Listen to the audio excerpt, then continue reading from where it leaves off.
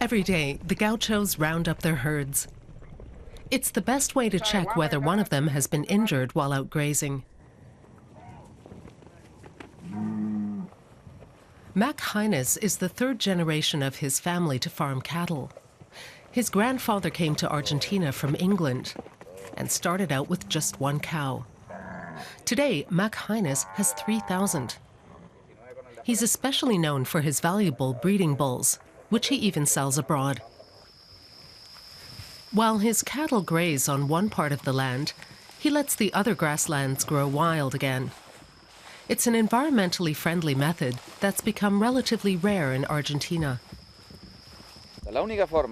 I can only protect the environment if I can still continue my work and breed my animals.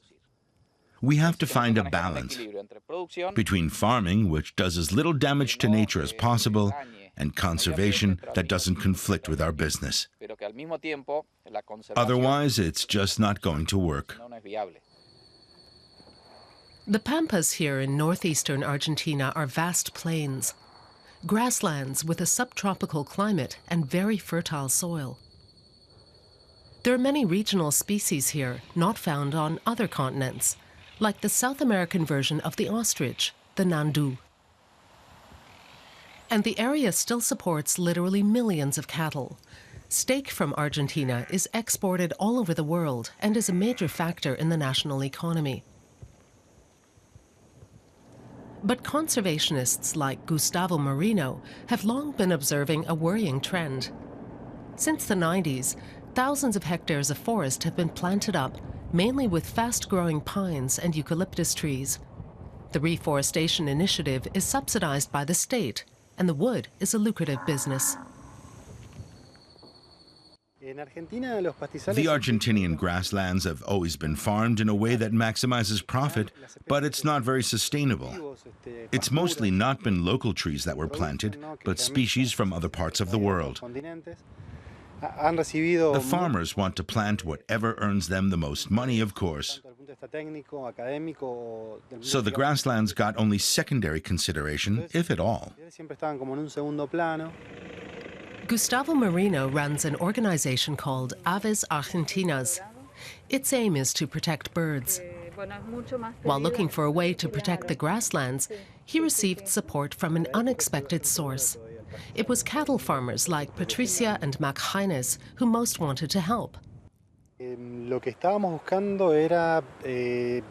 were looking for a model that allowed both conservation on the one hand and production, for example, cattle farming on the other.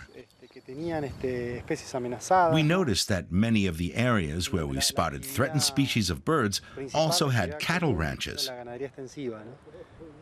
So it was clear that farming and conservation were not mutually exclusive and that coexistence is perfectly possible. So the conservationists joined forces with the cattle farmers and set up the Grasslands Alliance. Because the farmers now always leave a part of their land to grow wild, species that had become quite rare here are now starting to appear again, like the long-tailed tyrant, a small lowland bird. As members of the Alliance, we've learned how we can preserve what we have without too much effort. And because we love nature more than anything, we always believed right from the start that it would work.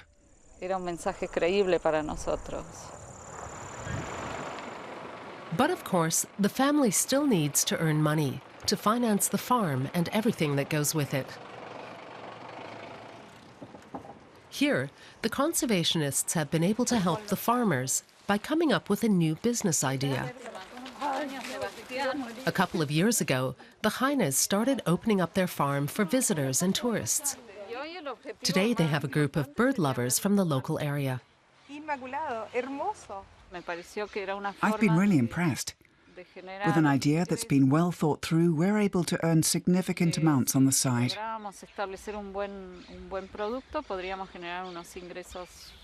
And at the same time, it gives us a good reason to let some parts of our land go wild.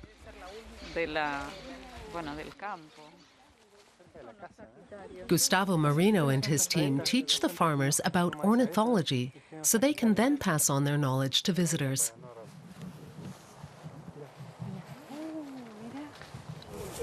For today's group, the visit is a real highlight. At the farm, they can experience pretty much everything the Pampas have to offer.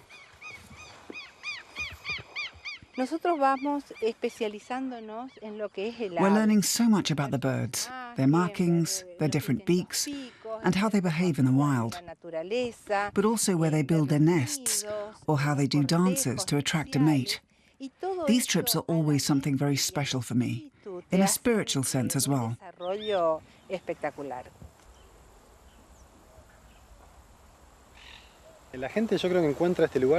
People experience here a very unspoiled and traditional Argentinian setting. And they enjoy seeing things that they aren't always aware of so much otherwise, like the animals and especially the birds. If you look at them through binoculars or a zoom lens, you start to spot really beautiful things, like all these things we've seen today.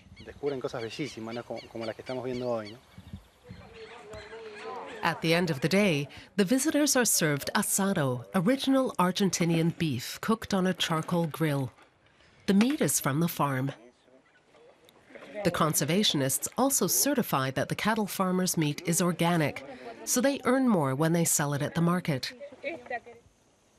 Another plus for the cattle farmers, the conservationists, and for Argentina's Pampas.